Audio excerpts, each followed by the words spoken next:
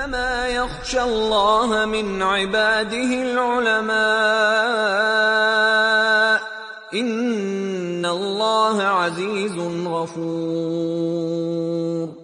Assalamualaikum warahmatullahi wabarakatuh. Bismillahirrahmanirrahim. Alhamdulillahirabbil alamin wassalatu wassalamu ala nabiyyina Muhammadin wa ala alihi wa ashabihi wa man tabi'ahum bi ihsan ila yaumiddin, amma ba'd. Ikhwan fi din wa akhwati fillah rahimani wa rahimakumullah. Kita diperintahkan oleh Allah Subhanahu wa taala untuk berilmu, yakni untuk mengetahui suatu perkara dengan pengetahuan yang benar sesuai hakikatnya, dengan pengetahuan yang mantap. Maka sesungguhnya ilmu yang sebenarnya itu bukanlah yang sekedar dihafal atau yang menjadi perkara yang dibangga-banggakan, tapi ilmu yang sebenarnya adalah yang bisa membuahkan amalan saleh. Maka sungguhnya ilmu itu adalah sarana, dia adalah pedoman bagi seseorang untuk mengarungi lautan kehidupan. Maka tanpa ilmu, bagaikan seorang nahkoda yang berlayar di samudera luas tanpa adanya petunjuk, dia tanpa navigasi, dia pasti akan tersesat dengan sejauh-jauhnya. Dan ketahuilah bahwa ukuran banyak sedikitnya ilmu itu bukan dari hafalannya, bukan dari banyak sedikitnya hafalan, melainkan banyak sedikitnya manfaat dari ilmu tersebut.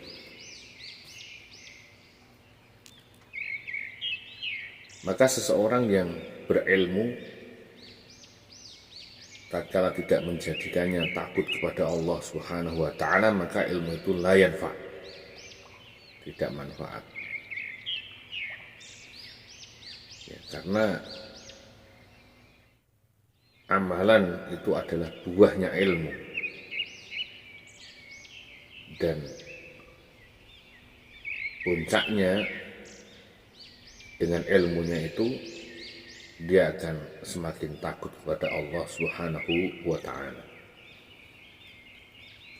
Allah Azza wa Jalla berfirman, "Innama yakhshallaha min ibadihi al-ulama, innallaha azizun ghafur." Sesungguhnya yang paling takut kepada Allah Azza wa Jalla di antara para hamba-hambanya, dia hanyalah seorang ulama. Sesungguhnya Allah Maha Perkasa lagi Maha Pengampun. Ini dalam surah Fatir ayat 28. Al-Imam Ibnu Katsir rahimahullah ta'ala membawakan riwayat tentang ciri-ciri ulama. Di antaranya adalah karena orang tersebut adalah hamba Allah Azza wa Jalla yang banyak takutnya kepada Allah. Kemudian Abdullah bin Mas'ud radhiyallahu anhu, beliau mengatakan bahwa seorang alim itu bukanlah orang yang banyak hafal hadis, tapi melainkan orang yang paling banyak takutnya kepada Allah Azza wa Jalla. Ya, banyak kita lihat ada orang yang berbangga-bangga dengan ilmunya, mereka banyak hafalan, ya, terkadang juga menukil Al-Quran, hadis, Tapi sungguhnya mereka bukanlah orang alim yang sebenarnya. Amalan-amalannya mendustakannya. Maka yang dimaksud para ulama yang takut kepada Allah Azza wa Jalla tentu bukanlah mereka itu. Imam Malik rahimahullah ta'ala beliau mengatakan bahwa sesungguhnya berilmu itu bukanlah karena banyak meriwayatkan hadis, akan tetapi ilmu itu adalah nur, cahaya yang dijadikan oleh Allah Azza wa Jalla di dalam hatinya.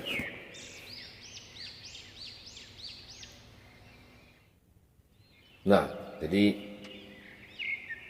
bahwa takut kepada Allah Subhanahu wa taala itu tidak mesti dijumpai pada seseorang yang banyak hafalannya atau banyak meriwayatkan hadis. Tetapi sungguhnya ilmu itu yang bisa menyebabkan dia beramal saleh, semakin takut, tunduk kepada Allah Subhanahu wa ta'ala. Ya, sekali lagi ilmu itu adalah sarana. Ya tentu kita tempuh jalannya. Ya diawali dengan menghafal, belajar kepada guru, kemudian memahaminya dengan benar pemahamannya, kemudian mengamalkannya. Tentu demikian. Nah nantilah barulah dia mewujudkan makna dari ilmu itu secara benar.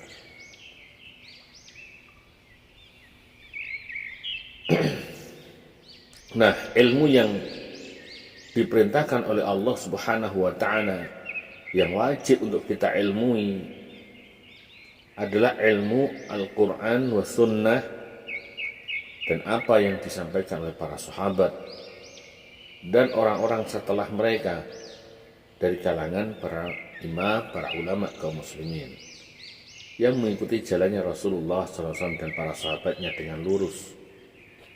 Itulah ilmu yang dimaksud. Dan yang seperti itu, ilmu tersebut tidak mungkin dapat diraih kecuali dengan jalur periwayatan, ya, belajar dari mereka. Maka yang dimaksud dengan ilmu nurun, ilmu itu adalah cahaya. Apa yang dimaksud cahaya itu? Yang dimaksud adalah pemahaman mengenai ilmu tersebut dan pengamalannya dalam realita kehidupan. Ini sebagaimana disampaikan oleh Imam Ibnu Katsir rahimahullah dalam kitab tafsir beliau. Maka Nabi SAW